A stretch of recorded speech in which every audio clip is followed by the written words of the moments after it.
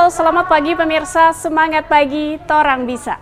Untuk menambah semangat Anda di hari ini Selasa 27 September, kami siap dengan kabar-kabar pilihan dari Bumi Cendrawasih Papua sebagai tuan rumah Pekan Olahraga Nasional PON ke-20. Informasi pertama datang dari Kementerian Pemuda dan Olahraga yang menambah dana PON dan Peparnas atau Pekan Paralimpik Nasional sebesar 831,8 miliar rupiah.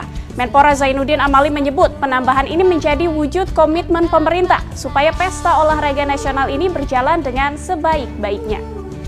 Lalu kita beralih ke informasi pertandingan pemirsa. Tim futsal Papua berhasil meraih tiket semifinal setelah kemarin bertanding dan mengalahkan tim dari Kepulauan Riau dengan skor akhir 6-3. Sementara dari cabang olahraga panjat tebing, di hari pertama penyelenggaraannya kemarin, Yeni Wahid selaku Ketua Umum Federasi Panjat Tebing Indonesia atau FPTI mengaku puas dengan gelaran dan fasilitas pertandingan. Berikut tayangan selengkapnya untuk Anda. Kementerian Pemuda dan Olahraga Kemenpora menambah anggaran penyelenggaraan Pekan Olahraga Nasional PON 20 Papua sebesar 831,8 miliar rupiah. Terdiri dari 715,4 miliar rupiah untuk panitia besar PON dan 116,4 miliar rupiah diantaranya tambahan untuk panitia besar Pekan Paralimpik Nasional Peparnas ke-16 Papua.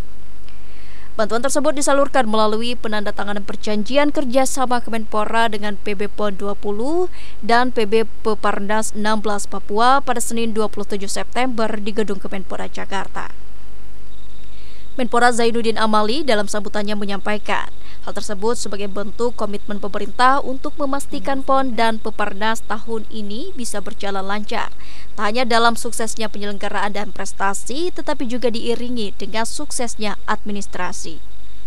Panitia besar baik PON maupun Peparnas harus bisa memberikan pelayanan yang terbaik kepada kontingen yang datang dari berbagai tanah air dan juga membuat rasa nyaman, membuat rasa aman supaya tidak ada yang pulang dari Papua punya kesan yang tidak baik.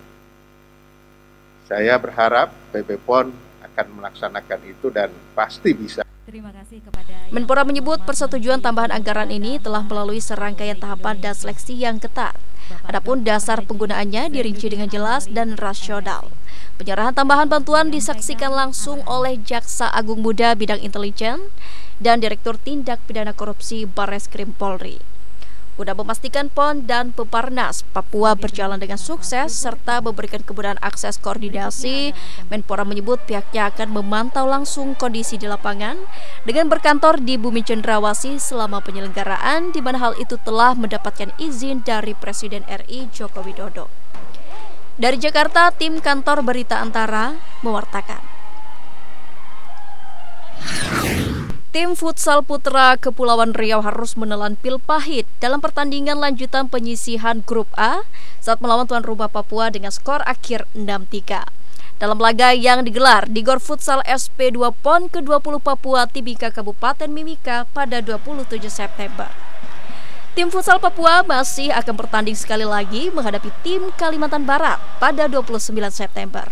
Namun, apapun hasilnya tidak berpengaruh terhadap kelolosan tim futsal Papua ke semifinal. Berlaga di kandang sendiri, tim Papua langsung unggul saat pertandingan baru berjalan 2 detik melalui sontekan Pieter Marcelino Ireu. Kepri sempat menepiskan keadaan menjadi 2-1 saat Wahyu Setiawan menyelesaikan umpan lemparan penjaga gawang Asruwari Sumantri. Hingga berakhir 4-2 untuk Papua di babak pertama. Walaupun dipastikan lolos ke semifinal, pelatih tim futsal Papua Daud H. Arim menyampaikan akan terus mengevaluasi dan memperbaiki segala kekurangan dalam menghadapi pertandingan berikutnya, utamanya dalam sisi pertahanan. Nah, ini kita akan perbaiki sebab ya sudah barang tentu kita sudah lolos ya ke semifinal, cuma kan kita harus hadapi yang terakhir Kalimantan Barat ya. Dengan kemenangan atas Kepri membuat tim futsal Papua memimpin Grup A. Dengan 9 poin hasil dari 3 kali kemenangan, masing-masing atas tim futsal Sumatera Utara dengan skor 2-1 dan tim futsal Nusa Tenggara Barat dengan skor 3-2. Sementara di urutan kedua ditempati NTB, urutan ketiga tim Kalbar dan keempat Subur. Ketiga tim di bawah Papua memiliki poin sama, yakni 3. Namun NTB lebih baik selisih golnya dibandingkan Kalbar dan Subur. Sedangkan posisi juru kunci ditempati Kepri dengan poin 0. Dari Mimika Papua, Egan Surya Hartaji, Kantor Berita Antara, mewartakan. Panjat tebing pada 27 September menjalani hari pertama Pekan Olahraga Nasional ke-20 Papua di Sport Climbing Venue Mimika, di mana menggelar kualifikasi nomor speed untuk kategori putra dan putri.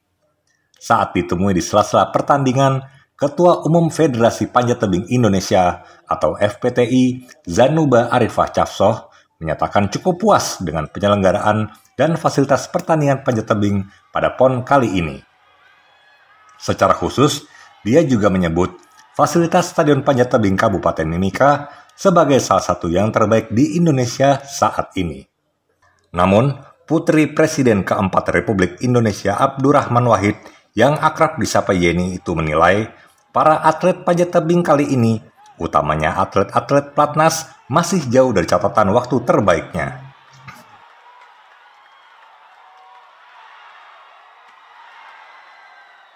Sebenarnya masih sangat bisa diperbaiki lagi gitu ya. Mungkin karena sudah lama nggak bertanding juga, gitu ya. Tapi secara keseluruhan rata-rata waktunya cukup baik.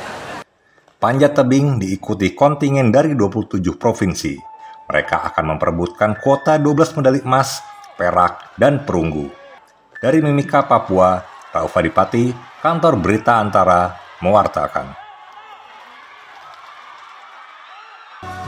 Nah pemirsa, itulah kabar terbaru yang kami sajikan khusus dari Tanah Papua untuk Anda di seluruh Nusantara. Jangan lewatkan rangkuman kabar PON ke-20 lainnya setiap Senin sampai Jumat dalam Kilas Nusantara pukul 9 pagi.